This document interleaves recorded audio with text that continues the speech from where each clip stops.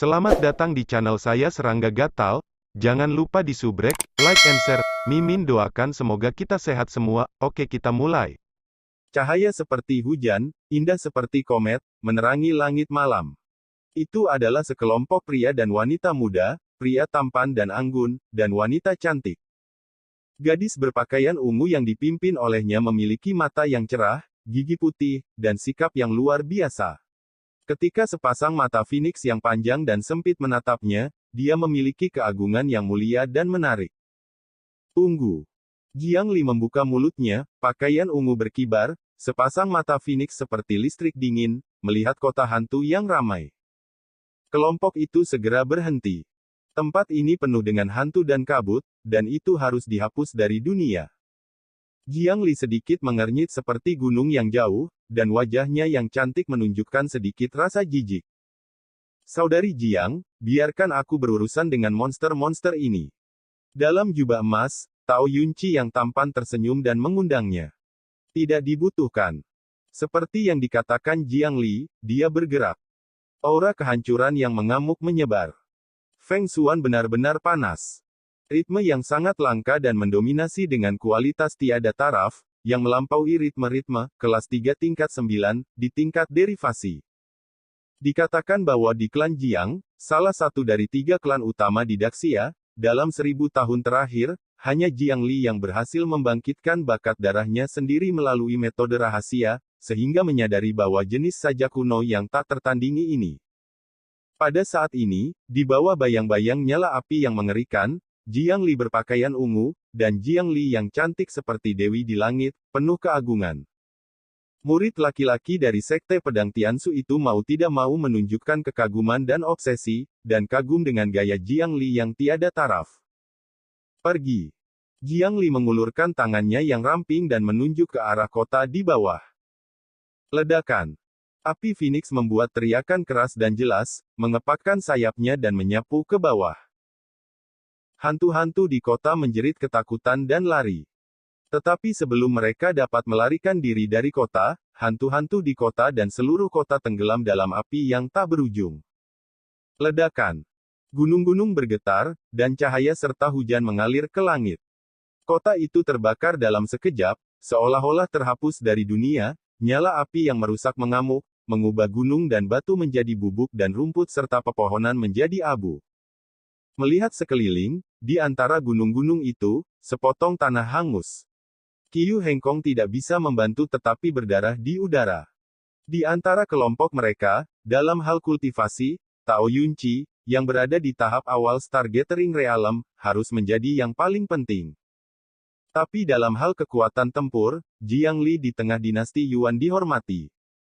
Untuk murid-murid dalam Sekte Pedang Tiansu, di alam yang sama, mereka semua luar biasa, dan mereka dapat dengan mudah membunuh para biksu di dunia sekuler. Tidak ada masalah untuk membunuh musuh di seluruh dunia. Ini adalah hal yang diakui di dunia. Jika biksu di musim panas dibagi menjadi 3, 6, 9, dan seterusnya. Di dunia sekuler, tidak ada sekte, tidak ada akar, dan itu milik tingkat terendah. 4 garis keturunan Tao teratas, 3 klan utama, dan para biksu dari keluarga kerajaan Daxia tidak diragukan lagi berada di posisi kelas 1 di dunia kultivasi. Seperti Sekte Pedang Tiansu, adalah salah satunya. Di Sekte Pedang Tiansu, masih ada murid luar, murid dalam, dan murid inti. Karakter seperti Qiu Hengkong, ditempatkan di dunia Daxia, sudah merupakan karakter yang kuat di alam yang sama. Tetapi di Sekte Pedang Tiansu, mereka hanya murid luar, jauh dari sebanding dengan murid dalam seperti Tao Yunqi. Belum lagi keturunan inti seperti Jiang Li. Hal ini juga terjadi dalam 3 tradisi Tao teratas dari sekolah Tao Qingyi, Kuil Yuntian, dan Kuil Mahachan. Saya telah bekerja keras sepanjang hidup saya, dan saya khawatir saya tidak akan mampu bersaing dengan seorang jenius seperti Jiang Li. Qiu Hengkong menghela nafas dalam hati. Dalam hal bakat, akar, dan latar belakang, dia lebih dari sedikit lebih buruk. Belum lagi Jiang Li juga merupakan keturunan langsung dari klan Jiang, salah satu dari 3 klan besar di Daxia. Melihat seluruh dunia, gadis arogan seperti Jiang Li adalah salah satu dari segelintir orang sombong. Dalam keadaan seperti itu, apa yang digunakan Qiu Hengkong untuk membandingkan dan mengejar? Yang lebih mengecewakan adalah bahwa sosok tak tertandingi seperti Jiang Li memiliki pikiran yang teguh dan tidak kalah dengan siapapun di sekte dalam hal kerja keras dan kerja keras. Karakter dengan bakat luar biasa dan latar belakang top, ditambah dengan latihan yang rajin dan keras, yang dapat dibandingkan dengannya ditakdirkan untuk menjadi hanya mereka yang seperti dia di dunia. Hei, ada seorang biksu dan dua biksu setan di sana. Tiba-tiba, seseorang berteriak kaget. Semua orang melihat ke atas dan melihat tiga sosok tersapu dari reruntuhan kota dan berdiri di atas bukit tidak jauh. Mereka adalah seorang pemuda tampan berjubah hijau, seorang pria tinggi dan jujur, dan seorang wanita cantik dan anggun. Tiga orang ini berkeliaran di tempat yang berasap, saya khawatir itu bukan hal yang baik. Tao Yunci merenung. Begitu kata-kata ini keluar, banyak orang setuju.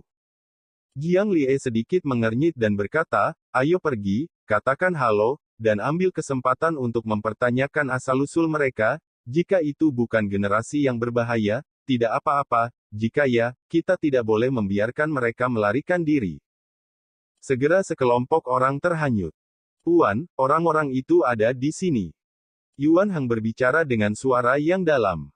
Sebelumnya, mereka juga menyaksikan pemandangan mengejutkan dari Phoenix api menyapu ke langit dan membakar sebuah kota ketika Jiang Li menembak, dan mereka telah lama menduga bahwa kelompok orang ini memiliki asal yang luar biasa. Sampai sekarang, melihat pihak lain datang ke arah mereka, Yuan Hang mau tidak mau harus waspada. Aku tidak menyangka akan bertemu pria itu di sini. Pada saat ini, mata Sui menunjukkan sedikit kejutan, dan dia mengenali Qiu Hengkong. Teman Su. Di kejauhan dalam kehampaan, ketika Jiang Li dan rombongannya mendekat, Qiu Hengkong juga mengenali Sui, wajahnya penuh kejutan dan keterkejutan. Ini membuat Jiang Li dan yang lainnya terkejut, dan menatap Qiu Hengkong. Qiu Hengkong tiba-tiba merasa tersesat, dan buru-buru berkata, saudara-saudara, rekan Taoisu ini sama sekali bukan orang yang berbahaya, tetapi teman lama saya. Jiang Li mengangguk. Kata-kata itu kasar. Ini membuat Yuan Hang dan Bai Wenxing di kejauhan mengerutkan kening. Qiu Hengkong juga merasakan jejak ketidakbahagiaan di hatinya, dan menjelaskan dengan suara rendah, kakak senior Tao tidak tahu sesuatu, rekan Daoisu bukanlah seorang kultivator Daxia, tetapi dari Dazu. Judulnya adalah bakat yang luar biasa, dan itu tidak sebanding dengan orang biasa. Minggu besar. Tao Yunci tercengang, negara sekuler mana ini? Itu normal bahwa kakak senior Tao belum pernah mendengar tentang tempat ini. Petik 2. Yah, ternyata itu adalah negara kecil yang berdekatan dengan Wei besar. Tao Yunci mencibir, matanya penuh dengan penghinaan. Beberapa pria dan wanita di sekitarnya menggelengkan kepala tidak setuju. Reaksi mereka membuat Qiu Hengkong sedikit malu, tapi dia hanya bisa menahannya. Jiang Li melirik Tao Yunci dan yang lainnya dengan sepasang mata Phoenix yang indah, suaranya jernih dan manis, dan berkata, semua orang berasal dari keluarga yang sama ketika saya pergi bepergian, jadi ketika saya melihat teman-teman junior brother Qiu, tolong lebih sopan. Tao Yunci tersenyum dan berkata, kakak Jiang, jangan khawatir, itu hanya seorang kultivator dari negara kecil yang terpencil, dan saya tidak akan melakukan sesuatu yang memalukan. Suaranya memiliki cita rasa yang tinggi.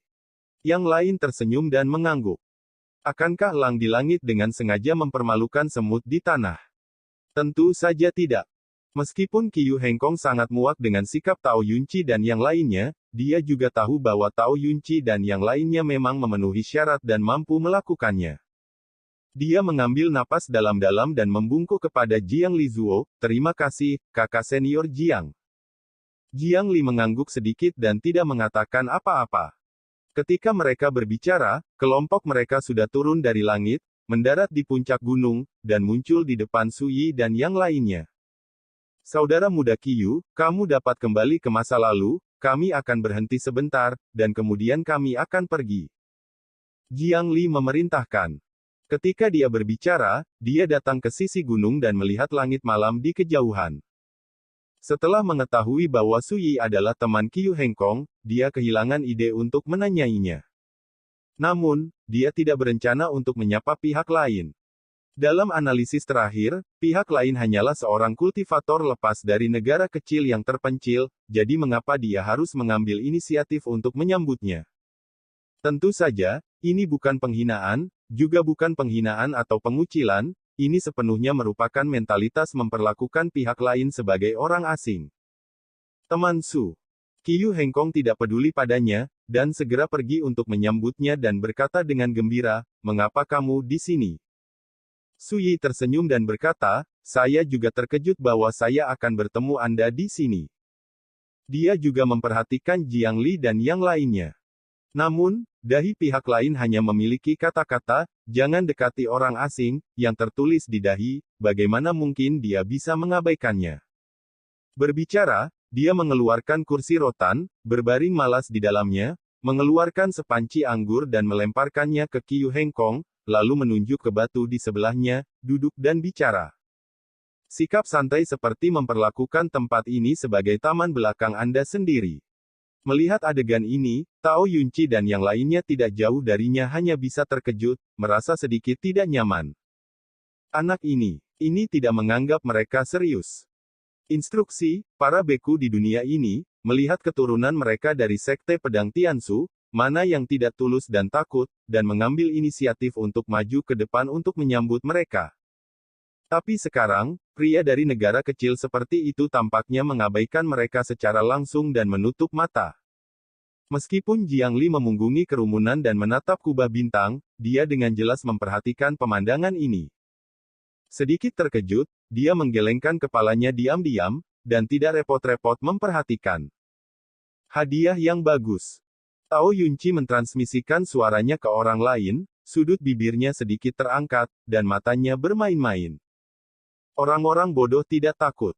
Qiu Hengkong, seorang teman lama, jelas tidak melihat identitas mereka. Kalau tidak, saya khawatir saya tidak akan bisa duduk diam. Ketika mereka mendengar transmisi suara Tao Yunci, ketidaknyamanan di hati orang lain menghilang, dan mereka tidak bisa menahan tawa. Memang, normal bagi seorang biksu dari tempat kecil untuk tidak mengenali keturunan mereka dari Sekte Pedang Tiansu. Lagi pula, penglihatan itu seperti katak di dalam sumur. Qiu Hengkong juga terpana oleh sikap santai Su Yi, dan kemudian dia mendengus dalam hatinya, dan dengan cepat berkata, "Rekan Taoisu, izinkan saya memperkenalkan Anda." Dia ingin mengambil ini untuk mengingatkan Su Yi bahwa Jiang Li, Tao Yunci, dan lainnya tidak sederhana dan tidak dapat diperlakukan seperti ini. Tetapi sebelum dia selesai berbicara, Su Yi dengan santai menyela, "Kamu dan aku mengenang masa lalu, jangan membicarakan urusan orang lain, duduk saja." Wajah Qiu Hengkong berubah untuk sementara waktu, dan akhirnya dia menghela nafas dalam hatinya, dan seolah-olah dia akan menyingkir, dia duduk di sisi batu dan menyesap kendi. Adegan seperti itu membuat Tao Yunci dan yang lainnya merasa sesak di dada mereka, dan mereka menunggu untuk melihat penampilan ketakutan Su Yi ketika dia memberi mereka hadiah besar. Saya tidak pernah memikirkannya, tetapi pihak lain tidak tertarik sama sekali, dan langsung menyela perkenalan Qiu Hengkong. "Tunggu, anak ini pasti akan memberiku hadiah yang tulus nanti." Suara Tao Yunci mencibir. Tidak jauh. Qiu Hengkong ragu-ragu sejenak, tetapi masih berbisik, "Rekan Taoisu, jangan salahkan saya karena terlalu banyak bicara. Pria dan wanita itu semuanya adalah tokoh terkemuka dari Sekte Pedang Tiansu, dan pemimpinnya adalah Jiang, penerus inti dari Sekte Dalam Kaca. Sekte Pedang Tiansu. Nama ini saja memiliki kekuatan pencegah yang besar bagi para biksu di dunia." Qiu Hengkong percaya bahwa Su Yi, yang juga di musim panas sekarang, pasti akan mengerti betapa pentingnya Sekte Pedang Tiansu dan betapa mulianya identitas keturunan itu. Tapi sebelum dia bisa menyelesaikan kata-katanya, Su Yi menghela nafas pelan dan berkata dengan emosi, "Rekan Taois Qiu, kamu dulu memiliki pedang seperti besi dan tubuh yang sombong, dan kamulah yang bersamaku, Su Yi." Ketika seseorang berkelahi, mereka tidak takut akan sukses atau gagal, dan mereka menertawakan hidup dan mati. Dia memandang Qiu Hengkong, "Tapi sekarang, bagaimana kamu menjadi seperti ini?" Mengingat Qiyu Hengkong saat itu, dia dikenal sebagai pendekar pedang pertama di Great Chu, dan keterampilan kendonya sangat kuat. Itu juga satu-satunya karakter yang Sui anggap menarik pada waktu itu. Seorang pendekar pedang sejati. Tapi sekarang, muncul dari Qiyu Hengkong, itu menunjukkan sikap tunduk, melihat ke depan, bagaimana bisa ada jejak gaya asli antara kata-kata dan perbuatan. Pada saat ini, kata-kata Sui tidak ditransmisikan oleh suara, dan dia tidak repot-repot mengirimkannya, dia mengatakannya dengan jujur, dan itu juga jatuh ke telinga Jiang Li, Tao Yunqi, dan lainnya di kejauhan.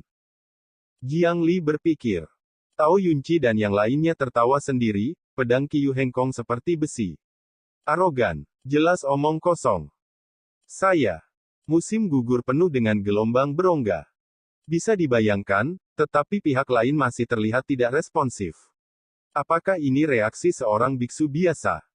Pria dan wanita itu juga tertekan untuk sementara waktu, sangat bingung, bagaimana mungkin ada orang yang begitu bodoh di dunia ini. Mereka tidak tahu, Yuan Heng dan Bai Wenxing hampir tidak bisa menahan tawa setelah mendengar kata-kata Tao Yunqi.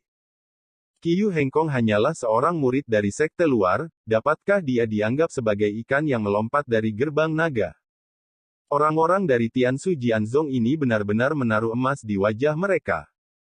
Jika Anda memberi tahu mereka bahwa naga hitam di bawah tebing naga patah berani membunuh bahkan Li Miaohong, pembudidaya peringkat ketiga dari sekolah King Yi Dao, tetapi ketika menghadapi tuannya, dia menjadi rendah hati seperti seorang siswa, bagaimana menurut Anda?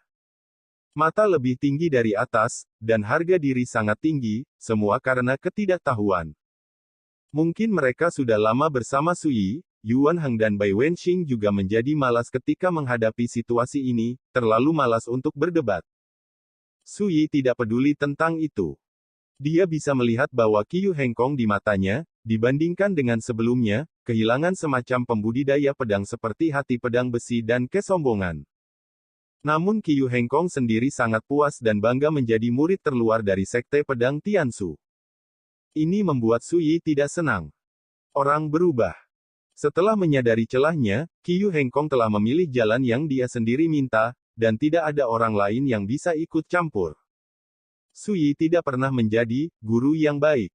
Rekan Daoisu, sekte mana yang telah kamu latih sekarang? Tanya Qiyu Hengkong. Sui menggelengkan kepalanya dan menyesap anggur. Qiyu Hengkong ragu-ragu sejenak, lalu menyarankan, dalam 3 bulan, itu akan menjadi waktu ketika sekte pedang Tiansu merekrut murid. Jika Anda berpartisipasi dalam penilaian, seharusnya tidak sulit untuk beribadah di sekte pedang Tiansu. Pada awalnya, dia dikalahkan oleh Sui, dan dia mengagumi ilmu pedang Sui di dalam hatinya. Melihat bahwa Sui masih seorang kultivator longgar tanpa sekte, tidak dapat dihindari bahwa dia tidak layak untuk Sui, jadi saran ini dibuat. Sui terkejut, dia bisa melihat bahwa Qiyu Hengkong memikirkan dirinya sendiri dari lubuk hatinya, dan dia tidak bisa menahan untuk menggelengkan kepalanya dengan bodoh. Dia benar-benar berharap seseorang dapat membimbingnya dalam kultivasinya, tetapi kuncinya adalah, apakah ada orang seperti itu di dunia ini? Orang yang berbicara adalah seorang pria muda berjubah perak dengan ekspresi jijik. Sebelum Sui bergoyang di kursi rotan dan mengabaikan mereka semua, yang membuat mereka sangat tidak senang. Melihat Qiyu Hengkong merekomendasikan Sui untuk berpartisipasi dalam penilaian sekte pedang Tiansu, pemuda berjubah perak tidak bisa menahannya, dan mencibir. Tubuh Qiyu Hengkong membeku dan ditegur dengan sedikit memalukan. Dia membuka mulutnya untuk menjelaskan sesuatu. Sui bangkit dari kursi rotan dan melambaikan tangannya, tidak perlu mengatakan lebih banyak, saya tidak tertarik memasuki sekte pedang Tiansu untuk berlatih. Oke, mari kita berhenti. Sui menyingkirkan kursi rotan, dan tidak tertarik untuk berbicara lagi. Tidak tertarik, apa yang masih kamu lakukan? Angkat bicara. Tiba-tiba, pemuda berjubah perak itu mencibir dan berkata, kamu adalah seorang kultivator kasual kecil, dan nada suaramu tidak kecil, tetapi kamu tidak berani menempatkan sekte pedang Tiansuku di matamu, bukankah menurutmu itu konyol? Sekian dulu update-annya, tunggu lanjutannya di channel saya Serangga Gatal, di subscribe ya guys. Terima